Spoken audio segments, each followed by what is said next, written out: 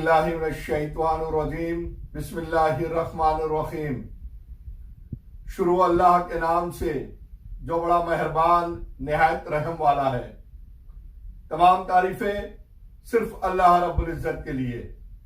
मैं Khan Mohammad Israil Muzaffar, assistant teacher, Patel high school, Mumbra.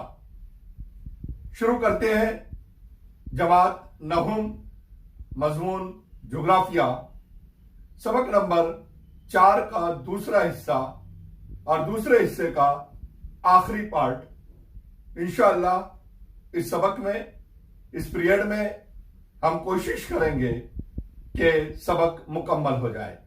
तो आइए शुरू करते हैं बैरूनी अमल हिस्सा दुआम। अजीज बच्चों, पिछले पीरियड में हम सबक नंबर 4 बैरूनी अमल हिस्सा दुआम का पहला हिस्सा देख रहे थे। इस हिस्से में हम हवा के अवामिल और ज़मीनी अशकाल से इसकी शुरुआत करेंगे और कोशिश इस बात की होगी कि इंशाअल्लाह इस पीरियड में इस सबक को मुकम्मल कर लिया जाए। हवा जैसे ही ये लफ्ज़ हमारे सामने आता है, सवाल पैदा होता है कि हवा किसे कहते हैं। फिजा में उफ़क़ी सिमत में होने वाली हलचल को हवा कहते हैं। हवा उर्याकारी का एक गैसी कारिंदा है। हवा की उर्याकारी, इंतकालकारी और इज्तिमाकारी के आमाल ख़ास तौर पर रेगिस्तानी इलाकों और नीम खुश्क इलाकों में बड़े मौसर और नुमाया होते हैं। रेगिस्तानी इलाकों और नीम खुश्क इलाकों में हवा के बहने की राह में बहुत कम रुकावट होती है। इसलिए इन इलाकों में उर्याकारी, इंतकालकारी और इज्तिमाकारी के अमाल बड़े पैमाने पर होते हैं। रेगिस्तानी इलाकों में बड़े पैमाने पर तबई फरसूदगी होने के सबब चट्टानों के ज़र्रात और रेत बड़े पैमाने पर फैली होती है। हवा इन्हीं के ज़रिए अपने तीनों आमाल यानी उर्याकारी, इंतकालकारी और अमानतकारी अंजाम देती है। आइए हवा की उर्याकारी और इंतकालकारी को समझने की कोशिश करते हैं। रेगिस्तानी इलाकों में हवा अपने साथ रेत के ज़र्रात, छोटे छोटे पत्थरों के टुकड़े उड़ा ले जाती है, जैसा आप वीडियो में देख रहे हैं। हवा के रास्ते में चट्टानों के हायल होने पर ये ज़र्रात चट्टानों से टकराकर चट्टानों को घिसने का काम करते हैं, यानी चट्टानों की उर्याकारी होती है। हवाओं की उर्याकारी से गर्दबादी गढ़े, हमादा, छतरीनुमा चट्टान और परनालानुमा चट्टान जैसी ज़मीनी शक्लें वजूद में आती हैं। छतरीनुमा चट्टान किस तरह वजूद में आती है, यह आप वीडियो के ज़रिए देख रहे हैं। हवा की इज्तिमाकारी, हवा के साथ बहने वाले रेत के ज़र्रात की जसामत मुख्तलिफ होती है। बारीक ज़र्रात हल्के होने की वजह से दूर तक बहा कर ले जाए जाते हैं, जबकि बड़े ज़र्रात जो वजनी भी होते हैं वो कम फासले तक ही बहा कर ले जाए जाते हैं। रेगिस्तानी या नीम रेगिस्तानी इलाकों में हवाओं का जोर कम होने पर या उनकी राह में रुकावट हायल होने पर इन रेत के ज़र्रात की इज्तिमाकारी होती है। इस रेत की इज्तिमाकारी की वजह से चंद मखसूस जमीनी शक्लें तैयार होती है। मसलन सैफनुमा टीले, सैफनुमा टीले, रेतीले टीले, हलाली टीले, लुईस मैदान वगैरह। किताब में सफ़ा नंबर 34 पर शक्ल दी गई है। इन शक्लों को आप किस तरह से वजूद में आई है बताना है। सबसे पहले पेश है यह शक्ल, छतरी नुमा चट्टान। इस चट्टान को मशरूम रॉक भी कहते हैं। यह चट्टान हवा के किस अमल की वजह से वजूद में आई है? बेशक हमने वीडियो में भी देखा कि हवाओं के उरियाकारी वाले अमल से यह चट्टान वजूद में आई है। गरज ब्रैकेट में हम लिखेंगे उरियाकारी। भुरभुरे टीले, टीला हमने ये भी देखा वीडियो में कि बारीक ज़र्रात उड़कर एक जगह से दूसरी जगह जाकर जमा होते हैं, यानी भुरभुरे टीले बनने का अमल इज्तिमाकारी का अमल कहलाता है। यहां हम इज्तिमाकारी लिखेंगे। लहरिएदार, यह अमल भी इज्तिमाकारी का अमल है। सैफनुमा रेतीले टीले शक्ल में आप देख रहे हैं कि किस तरह से हवाएं इसे ज़र्रात को उड़ाकर लाती है और एक इलाके में जहां हवाओं का जोर खत्म हो जाता है वहां ये टीले वजूद में आते हैं। जमा होने का अमल है, यानी इज्तिमाकारी का अमल। यह शक्ल देखिए, परनाला नुमा चट्टान। यहां पर आप देख रहे हैं कि चट्टानों के घिसने का अमल हुआ है हवाओं के जरिए, इसलिए इन चट्टानों को हम कह सकते हैं उरियाकारी के जरिए ये अमल में आई है। हमादा आप देख रहे हैं शक्ल में कि छोटे, बारीक, बड़े और उनसे बड़े पत्थर के बहुत सारे टुकड़े यहां दिखाई दे रहे हैं। यह सब अमल उरियाकारी का अमल कहलाता है। अब यहां पर आपको एक असाइनमेंट दिया जा रहा है। इस असाइनमेंट को फुल स्केप पेपर पर हल करना है और जब आपको बताया जाएगा उस वक्त स्कूल में लाकर जमा करना है। पहला सवाल, दक्कन की सतह मुर्तफा में छतरीनुमा चट्टान किस इलाके में दिखाई देंगी? जी, जवाब होगा हैदराबाद, जिसे आप हैदराबाद भी कहते हैं। दूसरा सवाल है असाइनमेंट का, क्या समंदर के किनारे हवा के अवामिल नजर आते हैं? इसकी वजह से कौन सी जमीनी शक्लें बनती हैं? जी हां, समंदर के किनारे हवा के अवामिल नजर आते हैं। इसकी वजह से साहिली इलाकों में रेत के सुतून और रेत के टीले वजूद में आते हैं। समंदरी लहरों के अवामिल और जमीनी अशकाल,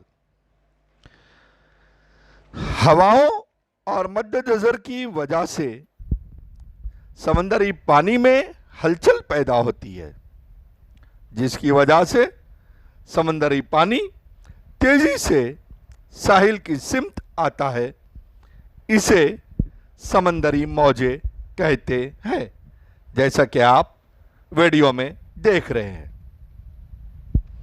साहिली इलाकों में समंदरी मौजें 3 काम अंजाम देती है: हुर्रियाकारी, इंतकालकारी और इज्तिमाकारी का काम। समंदरी मौजों के इन आमाल से साहिली इलाकों में जमीन की मुख्तलिफ शक्लें बनती हैं। आइए समंदरी मौजों की हुर्रियाकारी देखते हैं।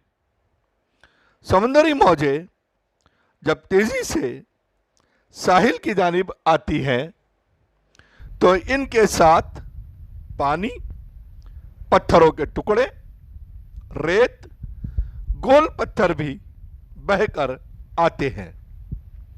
मौजें जब तेजी के साथ चट्टानी साहिलों से टकराती हैं तो इनके जर्रात की वजह से चट्टानी साहिल की झीज यानी हुर्रियाकारी होती है।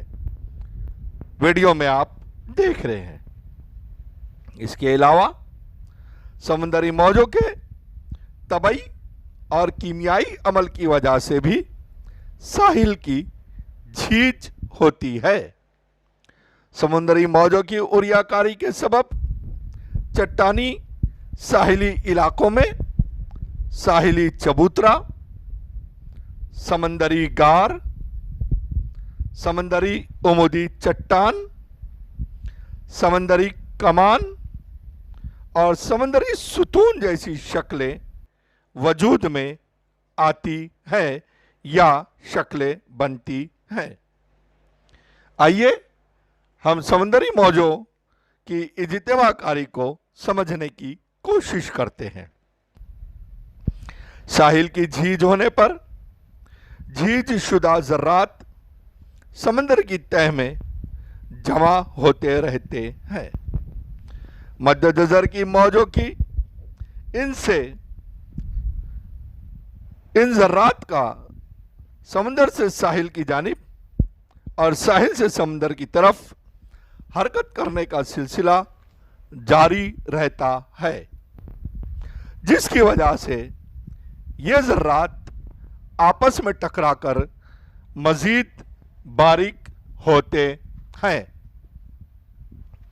साहिल के जिन इलाकों में मौजों का जोर कम होता है वहां इन जर्रात की इज्तिमाकारी होने लगती है। समंदरी मौजों की इस इज्तिमाकारी के सबब रेतीले साहिल, रेत के सुतून और साहिली नमकीन झीलें तैयार होती हैं। अजीज बच्चों, यहां पर साहिल समंदर की जमीनी शक्ल आप देख रहे हैं। समंदरी टीला, समंदरी गार किस तरह वजूद में आते हैं वो भी आप वीडियो में देख रहे हैं। साहिली चबूतरा, समंदरी कमान के वजूद में आने का वीडियो लीजिए, पेश खिदमत है।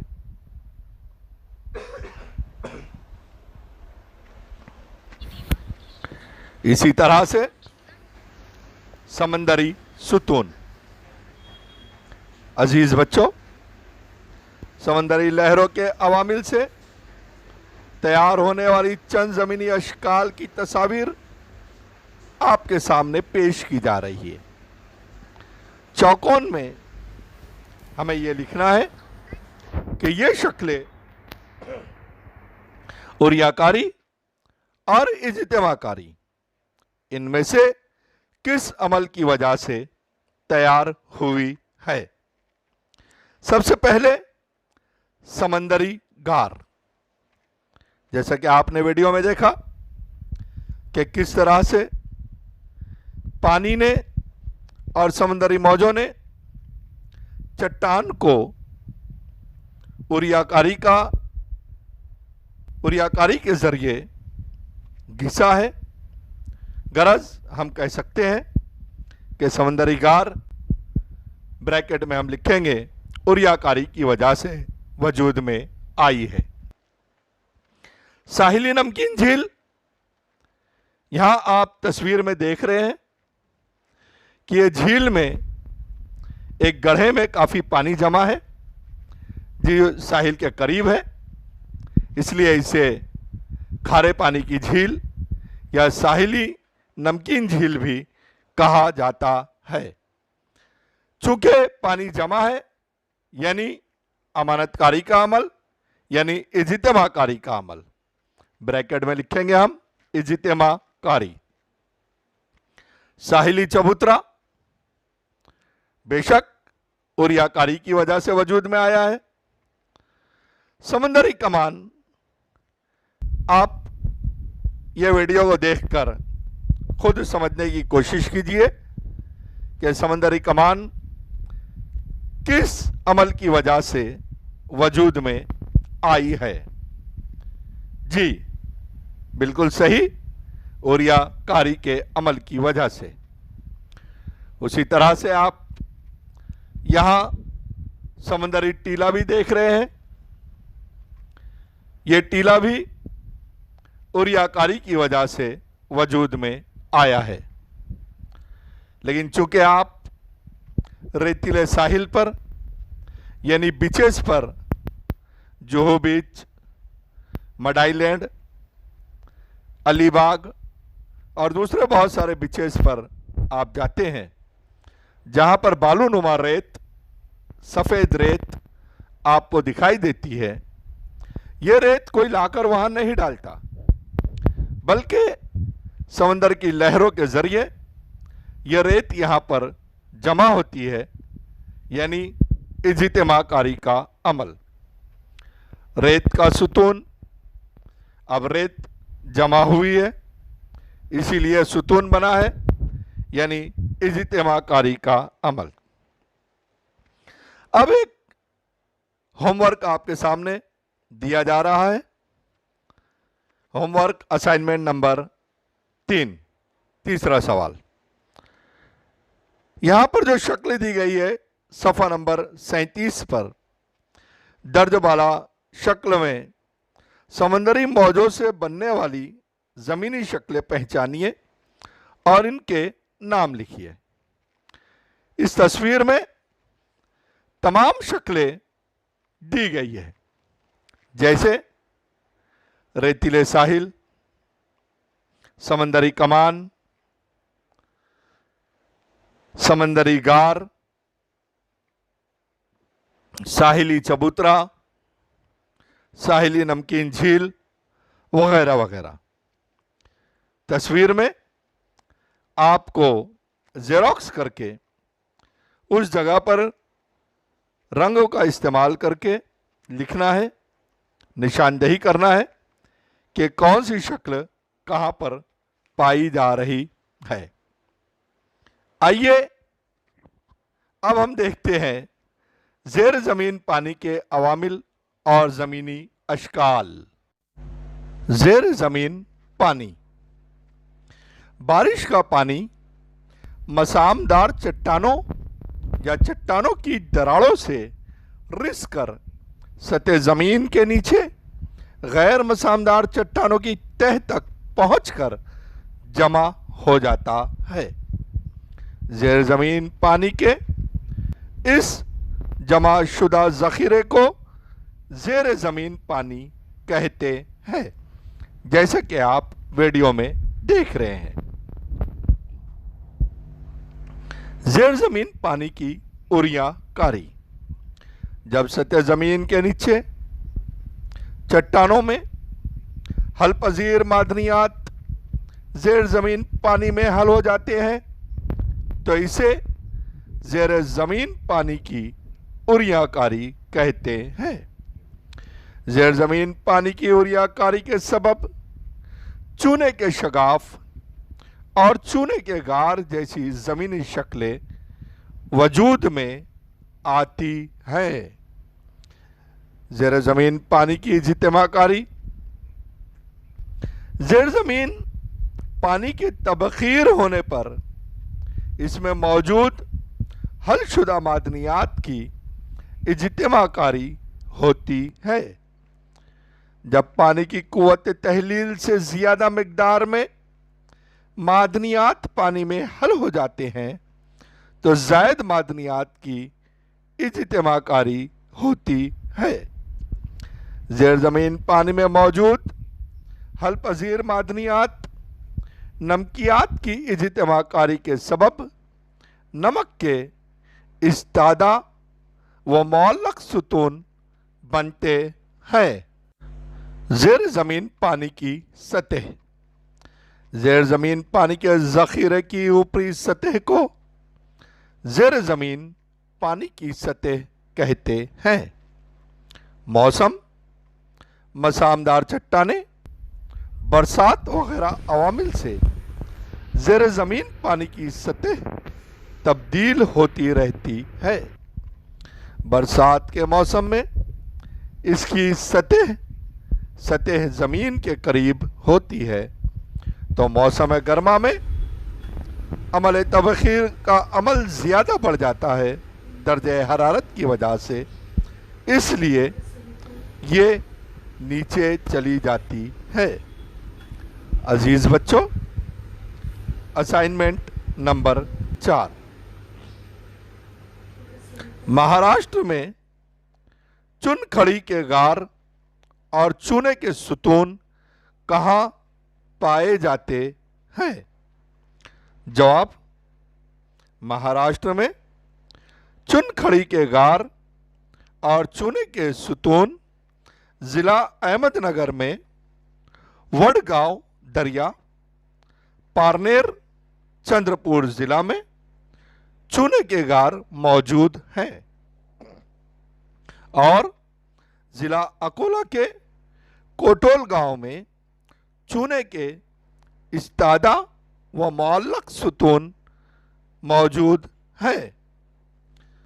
असाइनमेंट का अगला सवाल, चुनखड़ी से बनी जमीनी शक्ल के इलाके को कार्स्ट क्यों कहते हैं? जवाब, शुमाली मगरिबी यूगोस्लाविया में चूने की चट्टानों का एक बहुत वसी इलाका मौजूद है। इस इलाके का नाम कास्ट है, KARST। इस लिहाज से चुनखड़ी से बनी जमीन को कास्ट ही कहते हैं। अगला सवाल, असाइनमेंट का 6ठा सवाल। इरफान को अपने खेत में कुआं खोदना है। वो इस तज़ब्ज़ब में मुब्तला है कि किस मौसम में कुआं खोदा जाए ताकि ज्यादा से ज्यादा पानी मिले। आपको इरफान को राय देना है कि वो किस मौसम में कुआं खोदे। यकीनन जब ज़ेर ज़मीन पानी की सतह बहुत नीचे होंगी और उस मौसम में कुआं खोदा जाए तो हर मौसम में पानी आसानी से दस्तयाब हो सकता है। इसलिए हम इरफान को मशवरा देंगे कि वो मौसम गर्मा में कुआं खोदे। क्या आप ये कर सकते हैं? जी, यहां पर 2 शक्लें दी गई है। दोनों शक्लों के बारे में आपको बताना है कि ये शक्लें किस तरह से वजूद में आई है, यानी उरियाकारी, इंतकालकारी या इज्तिमाकारी। पहली शक्ल, चूने के शगाफ। जी, शगाफ है तो उरियाकारी क्लियर हो जाता है। और दूसरी है नशेबी व फराजी नमक के सुतून और चूने के गार। अब सुतून है नमक के, यानी जमा होने का अमल है, क्लियर हो जाता है इज्तिमाकारी। अब आखिरी होमवर्क असाइनमेंट आपके लिए किताब के सफ़ा नंबर 40 पर रंगीन शक्ल दी गई है। सवाल नंबर 7, दर्ज झेल तस्वीर का बगौर मुशाहिदा कीजिए। बैरूनी अवामिल की वजह से बनने वाली ज़मीनी शक्लें पहचानिए। इन्हें रंगीन पेंसिल से नंबर देकर इनके नाम नंबरों के मुताबिक बयाज में लिखिए। अजीज बच्चों, यहाँ आज हमारा सबक नंबर 4 ख़त्म होता है। अल्हम्दुलिल्लाह मैंने कोशिश की है कि आप इस सबक को अच्छी से समझ गए होंगे। मैंने समझाने की भी कोशिश की है। इसके सवाल जवाब 4 सबक तक के सवाल जवाब आपको अपनी कॉपी में मुकम्मल करना है, जिसकी चेकिंग इंशाअल्लाह ताला अज़ीम इसी हफ्ते में की जाएंगी। आपको वक्त बताया जाएगा ग्रुप में SMS के ज़रिए, और उस दिन कॉपियां लाकर आपको नीचे जमा करना है। फिर इंशाअल्लाह हम चेक करेंगे और उसे दोबारा आपको वापस किया जाएगा। उसका वक्त भी आपको बताया जाएगा। तो हम फिर मिलेंगे अगले सबक के साथ, लेकिन रुकिए, चैनल को सब्सक्राइब करना ना भूलें, लाइक कीजिए, कमेंट्स जरूर दें और शेयर भी कीजिए। अल्लाह हाफिज, अस्सलाम वालेकुम।